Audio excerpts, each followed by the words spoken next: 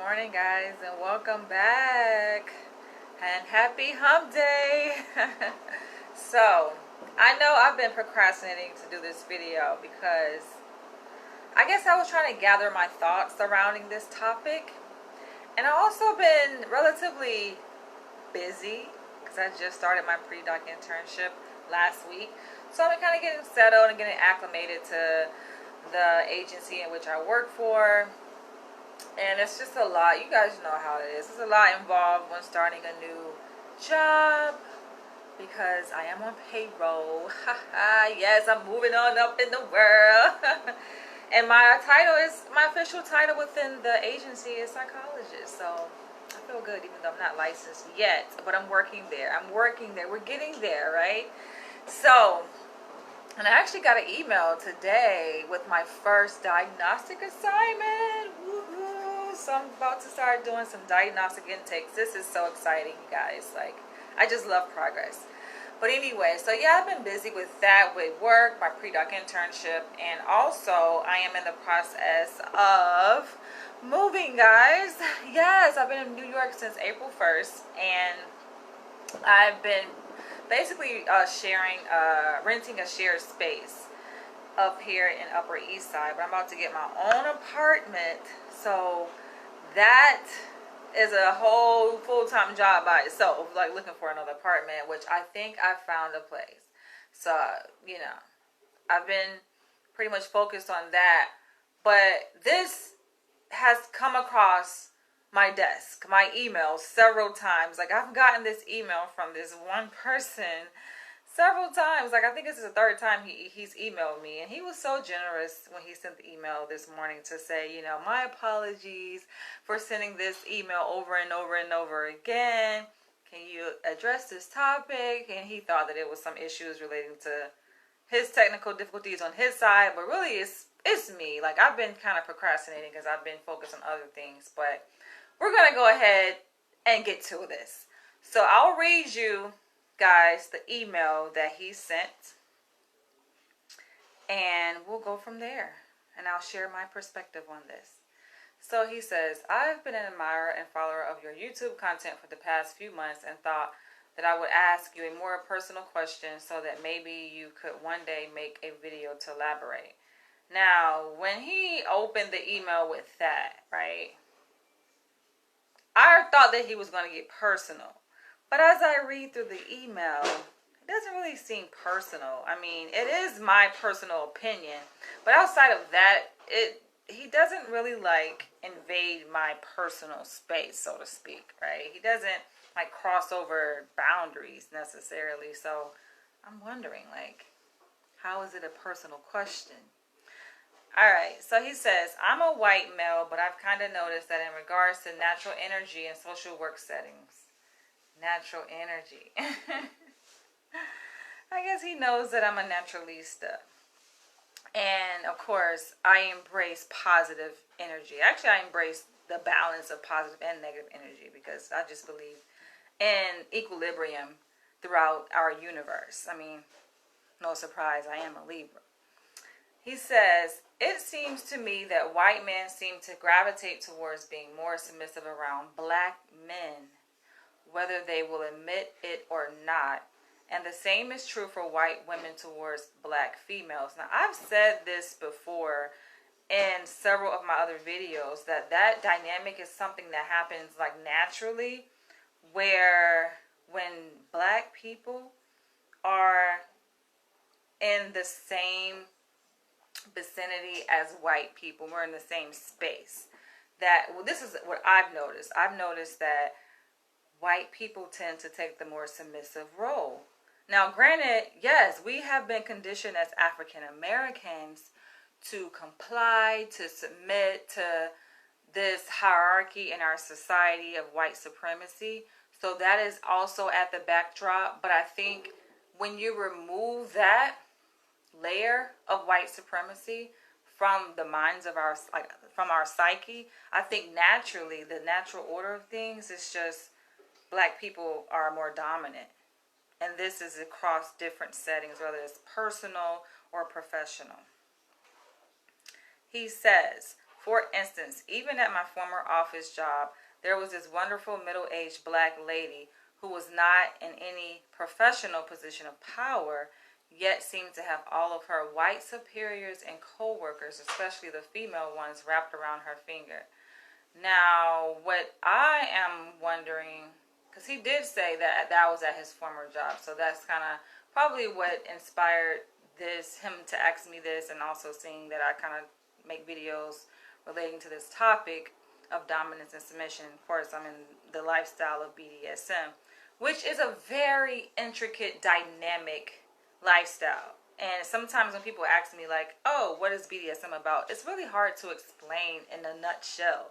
You know, I try to kind of couch it in terms that people can understand, but it's so diverse and dynamic that, I mean, you can write volumes of books on BDSM because there's so many different aspects, so many different types of BDSM relationships and dynamics. So it's kind of hard to just put in a few words, right? But I love the lifestyle. I love BDSM. Ever since I discovered it back in 2014, I just fell in love with it, and it's just been a part of my identity ever since. I'm talking bringing daily coffee and breakfast to her desk. So these professional, as he puts in quotations, white women who are in positions of power actually serve this black woman, right? I don't know what her position is. Maybe she's a secretary. Maybe she's just an assistant. Not to say secretaries and assistants are important people, because of course we know they're important to the function of an organization or company. But she's on the lower part of the totem pole within that organizational setting. So, he says, interesting though, bringing daily coffee and breakfast to her desk. Now, that sounds like something she orchestrated. Granted, white women are nice. And especially, I think, when it comes to a certain socioeconomic status, like you have the capability, financial capability of being able to buy everyone on your team coffee for breakfast, right? And donuts. Like, I've seen this in workplace settings. Of course, like I said, I'm trained to become a clinical psychologist, so you guys know, like, I've been in professional work settings over the past 4 years that I've been in this PhD program, and across those different settings, whether it was working at a prison, a psychiatric hospital, community health centers, like, that is not uncommon. I've experienced that personally myself. So maybe that's the more personal side of this question that he's asking. Good morning, Crypto Rome. How are you? So I've experienced that myself, where, yeah, white women have been very nice and just, you know, bought me things, like, without me even asking. So it's not something that I actually deliberately set up. You know, they just, you know, brought it in without me asking. And I gladly took it. I'm like, oh, you don't have to do this, but thank you. And it was just like a regular thing. Where actually at one of my practicum settings back when I was in Los Angeles, California, this white woman would like take me out for lunch and like pay. And I'm just like, you are just too generous. But I mean, I think that goes into their white privilege too. Like, if they have the financial resources, it's like, why not? Not to say black people don't have the financial resources, but hey, y'all have different streams of income coming in, sometimes at a much higher volume than your black counterparts. So why not? Why not? But I also can return the favor too. Like, I have no problem returning the favor. But that sounds very accommodating. Bringing daily coffee and breakfast to her desk. Not to even just say, all right, well, let's go out for lunch together, right? Or, you know, making it not necessarily specific to the black woman, but just bringing coffee and donuts for everyone. Because I've been in settings like that too, where, you know, we just kind of voluntarily take turns and we bring food. You know, that helps to make the workplace easier to work in, right? Less volatile, just more fluid to work in. Then he goes to say, after he says offering to go get supplies, help run personal errands, and even giving her back foot massages during many of our longer late night meetings together. That makes me wonder, like, what kind of job is this? That sounds pretty cool, though. I mean, you'll be surprised the different things that go on within these professional networks. Like, you know, like it's like a family. You develop like this closeness, this intimacy with the people that you work with, and it's normal, right? It's nothing wrong with it, and that's like one of the benefits, right? To working on a job. I know oftentimes we as entrepreneurs complain about, oh, I don't want to work a 9 to 5. Like, I'm one of them. I'm kind of against the whole 9 to 5 thing, because I think that it limits your earning potential.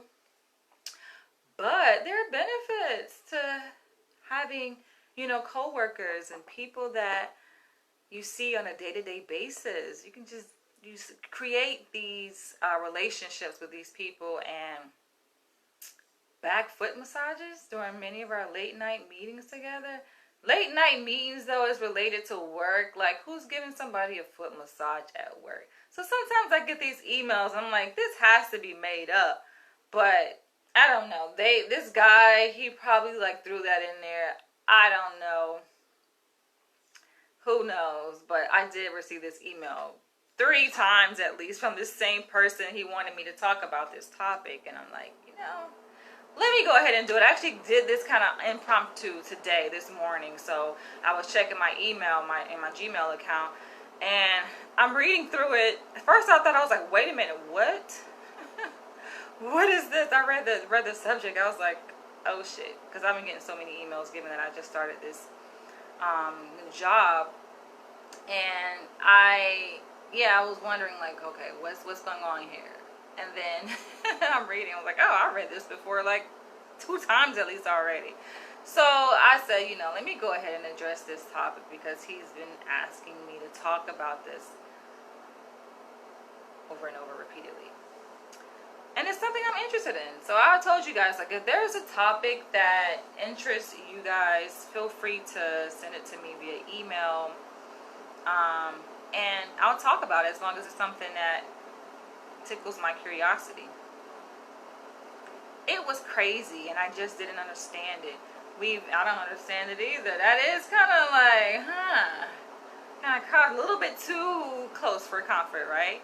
We eventually began to privately joke with each other that she turned all these white women into her personal, this is his words, office bitches. LOL. I thought maybe you could shed some light on this and possibly offer any of your own experiences. So like I already said, I've worked in professional settings where white women have been so kind. And I think initially when it happened, I was just like, I was a little bit impressed and kind of shocked and taken aback. I was like, oh. But I think within certain cultures like Caucasians, like, that's just what they do. And I see they do that not necessarily to black women specifically, but to their white friends too, their white co-workers. Like, they do that often. Like, I remember my colleagues in the program, we were in class, you would see that so frequently, where they would just bring in big tall lattes and macchiatos and all kinds of like nice treats to their colleagues. And it's just, you know, it's just a professional thing that it kind of creates this bond, right? So that it just helps streamline the whole interaction that you have, because you're working with these people on a day-to-day basis. So it makes perfect sense. So I'm wondering, like, I think it could be a combination. I was going to say, I'm wondering, is this really just typical office politics, you know, or ways of relating to each other? Or is it a special dynamic that exists between white women and black women? Could be a little bit of both, I guess, right? But like, for him to say the part where like they bring it to her desk and giving her like personal back foot massages, I'm just like, so they treat her like special and above the other people that they work with. And I'm assuming there is a mixture, right, of people that work at this job, white women, black women. So are you saying that the black woman, it has a certain level of privilege within this dynamic? Interesting. And maybe she kind of galvanized this privilege. She galvanized this level of attention from these white women, her co-workers in this workplace setting. Possibly. I think so, because like I said, I think that black people, we just come with a certain level of dominance naturally, like genetically, and also culturally, given our circumstances and what we've gone through, specifically in living in America, right? With oppression, like when you experience oppression and just a hard knock life, like it does create a stronger person within you, a stronger spirit within you, and a dominant spirit within you, right? If you know how to alchemize that energy, because sometimes you have black people, I mean, it's different, it's an array of black people, right? So you have black people who are, woe is me, I'm tired, I'm overburdened, I'm the victim. And then you have black people who just take that oppression and they transform it, they alchemize it to work towards their benefit, right?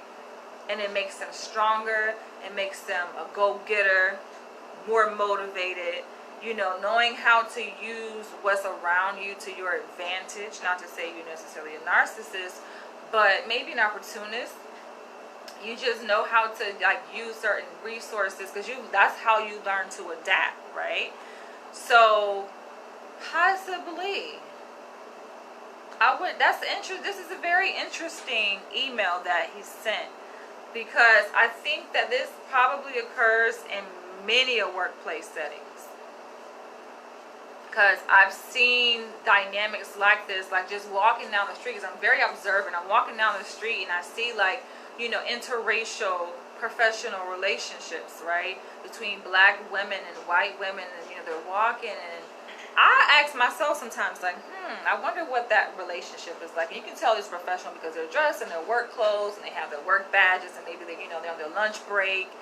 And like I said, I ask myself, like, I wonder what that dynamic looks like in terms of, you know, who has the upper hand. And sometimes, you know, just because it's a white person, I think we have, like I said earlier, we've been conditioned to believe that white people, of course, in our society, hold the upper hand politically, but at the same time, I think on a personal level, interpersonal level, right, when you go microscopically, I think black people, we just have that energy about us where we take charge. You know, we take charge, and when we make things work to our benefit, first and foremost. Not to say we don't care about other people, we do, of course, but, you know, we care about ourselves too, and we just gonna have things in control. Now, I want to, like, take a different approach to this topic and look at what is it about white men that find this dynamic so interesting? Because this is not the first kind of question that has been thrown at me. Like, I noticed that it is common within the Caucasian community that they have this fascination, admiration, like he says, I'm an admirer and follower of your YouTube content. They have this admiration for this dominant submissive dynamic between themselves and black people, where they take on more of the submissive role. So that also interests me, because I'm like, y'all have a dominant role in our society at large, but I think maybe they just, I don't know, maybe they get tired of taking that position, you know. And you know, for me, because this is how I explain it to people who sometimes express curiosity, right, in my interest in BDSM. And they always ask why, like, why are you submissive, right? And I say, well, I think it's natural for me to be submissive as a woman. But I think there's, like, dominance and submission comes on a spectrum. So just because a person identifies themselves as a submissive doesn't mean they don't have dominant traits and qualities. Like, of course I do. I'm training to become a doctor. Like, nobody goes to that extent in education and becoming a doctor, and knowing for doctors who've been down this path or are going down this path, know the dedication, the hard work, everything that's involved, you definitely have to be very assertive. And there is a certain degree of dominance within that to be able to successfully complete a PhD or an MD or a PharmD, whatever MD, JD, whatever kind of D it is. It takes a certain level of tenacity, of go-getterness, right? Of dominance. And so, yes, I have that embedded within me. But I think, and a lot of people I think can agree with this, is that like when you have this power, you just dominance, like that has been bestowed upon you, or you've alchemized, right? Taken hold of in the professional world. There are times where you just want to fall back. There are times you just, you want to be submissive. You're kind of craving that submissiveness. You're craving for someone else to take charge, to tell you what to do, right? Because I don't have difficulty telling other people what to do. I just don't. And I think it's funny because the two kind of go hand in, dominance and submission go hand in hand. And there's this thing called switch, right? So you can identify as a submissive or a dominant, and you switch, between the two. And I think we all do. So yes, there may be like an inherent, like more dominant trait of submission or dominance within a given person. But I think everybody, like whether dom or sub, we all switch. Just depending on the environment, depending on our energy, on our mood. And I know there are times that where I switch, and I go from sub to dom, just like that, because you have to. It's like your environment kind of calls for it, or your mood calls for it. Just like, you know what, I'm tired. I want to be told what to do. And like they say, like in order to be a great leader, you must be a great follower. Or in essence, great leaders are great followers. But I would like to also say, along that same vein, is that great doms are great subs. So you know how to dominate. You can know how to dominate someone just by having experience of being a submissive. Same thing with our training as training to become clinical psychologists. It's like they make us go through therapy. In the program, if we're going to be doing therapy, it's important to be able to take that other side of the table and to see what it's like being a client. That, to me, it offers valuable experience and a perspective on that experience, that relationship that a person has within that setting. So I think it's easy to, it's easy to be a leader. It's easy to be a dom. It's easy to call the shots. It's easy to know how to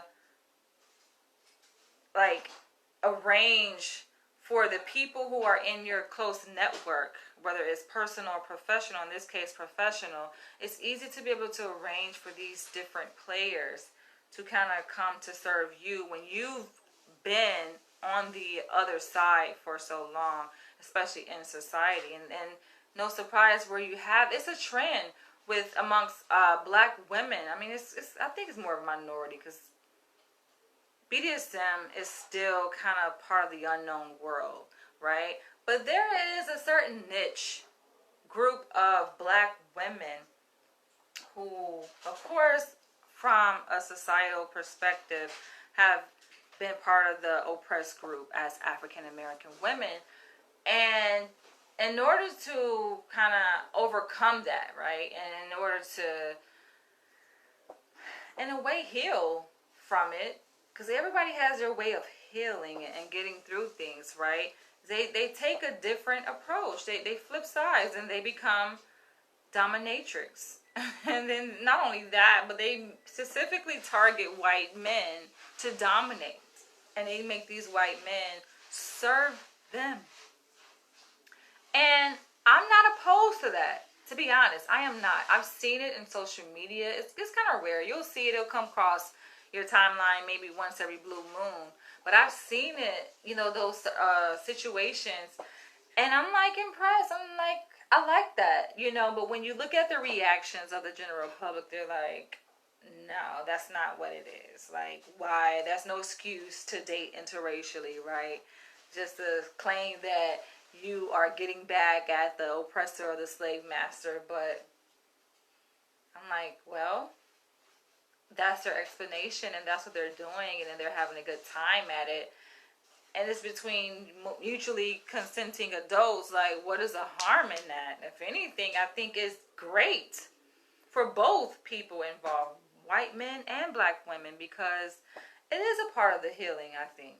You know, kind of an experiential healing that takes place when a black woman who has been part of this oppressed group for so long is able to kind of play different sides, right? It's a role play, it's a role reversal where she takes a dominant role. And she gets to boss this white man around and make him come at her feet. And he's at her beck and call. He's her slave. Think about that.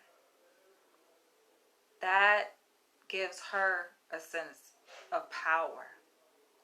Now, one may say, is it real power? Or is it a false perception of power? Who gives a damn? It's like when kids play, right? And they're doing their imaginative play, right? They have these crazy imaginations. And they, let's say a male kid pretends that he's a fireman or a policeman, right? Doesn't matter if he's really a policeman. Like, in his world, in his mind, he is, right? So that's all what matters, I think. As long as in your world, in your mind, you feel that power. Because I say it matters because it matters on one's mental health. Now, from a political, for you poli-sci geeks out there, black leaders, of course, you're going to say, oh, that's bullshit if you're watching this video. But, I mean, we're just talking about on an interpersonal level, right? Not a macro level, but a micro level. Like, I think it does have its benefits, that kind of relationship, right? Where the roles are reversed and the black woman takes the lead and takes charge, and she's able to feel empowered, you know? Because when you take, let's say you take this woman, right? For example, this woman that we're talking about, this black woman who has participated in this role reversal with probably multiple white men, right? When she's a dom and they are her slaves, and you take her and you look at her emotional well-being, and then you take another black woman who is the woe is me kind of black woman, and she's oppressed and she's a victim and she's struggling and oftentimes bitter and unhappy. Like, you can see a contrast between the two. So I'm just talking about on an individual level, like looking at their psychological and emotional health. I think it can be a good thing. It's not bad. Now, people ask me, and I think oftentimes assume too that I'm dominatrix. I'm just like, no. Even on dating sites, like, I make a note that on my profile that I'm interested in BDSM. Like, I have that tagline, I have that hashtag there, right? And then, like, in response, you know, I'll have guys, and this is not uncommon, where guys were like, oh, you know, you're into dominatrix. So dominatrix is basically where the woman assumes the dominant role, right? It's a female-led dynamic. They automatically assume that I am into dominatrix, and I have to say, I always have to clarify, like, no, I'm not. I'm a submissive. Like, that's the role that I choose to take in my relationships. Now, I can play dominatrix very easily. It's not difficult at all. I think that will also come natural too, but I don't prefer to be a dominatrix. I prefer to be a submissive. It's just a lot of freedom that comes, and liberation, like liberation for me, that comes with being a submissive. I've talked about this in other videos, so I'm not going to get into why I'm a submissive and why I'm attracted to that role in this kind of dynamic. You guys can go and watch my other videos on that.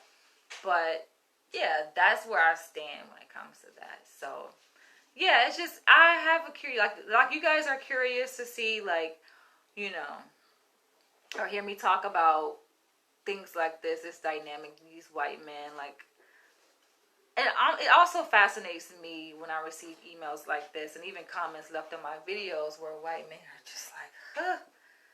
They love, like they're dying to submit, right? And that's the title of my book, actually. I wrote back in 2014. It's part autobiographical, so it's based on real life experiences that I created in real life, of course, when I was living in Atlanta. And it's, part fiction because I have an imagination, and my imagination just runs wild sometimes. So the name of that book is called Dying to Submit, but it's a BDSM fictional story, and it's crazy. You guys got to go check that out. I do have excerpts from that book on my website at danielleleash.com, so I encourage you guys just go check that out. But yeah, these white men are just dying to submit.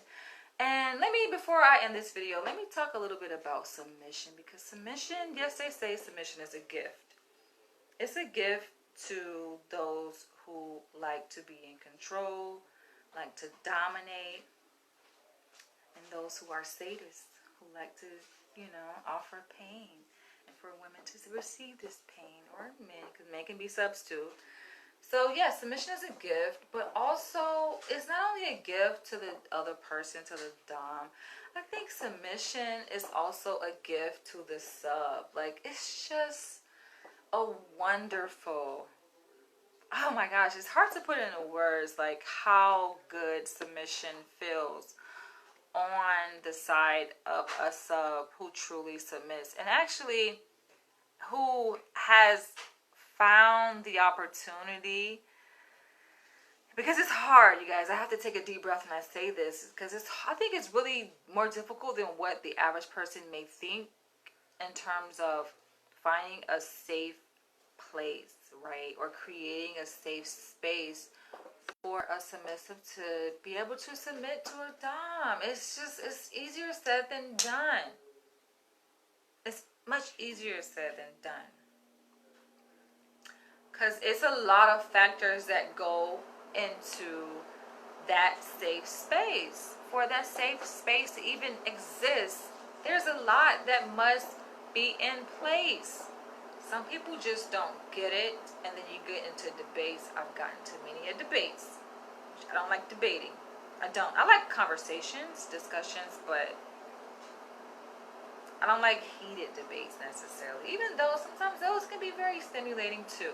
So I guess it just depends. But the whole thing about the financial contribution in relationships, right? I think that is a factor in terms of creating a safe space, because when a woman has one less thing to worry about in terms of her financial contribution to a relationship, let's say, that one less thing to worry about, it softens the guard.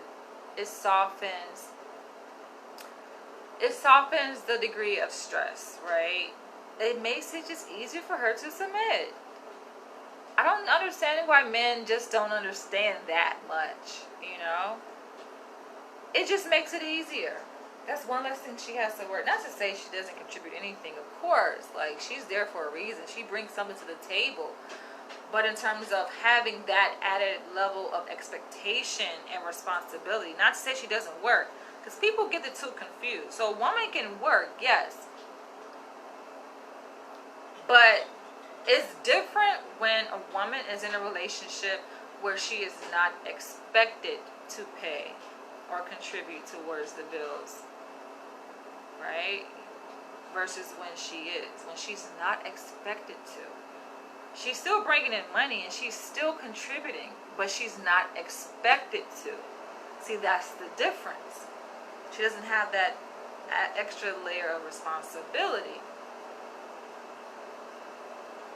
And I also think, because I try to explain this to guys who express interest in me, right? And I tell them about, how I feel about that, right? I tell them about my perspective on that.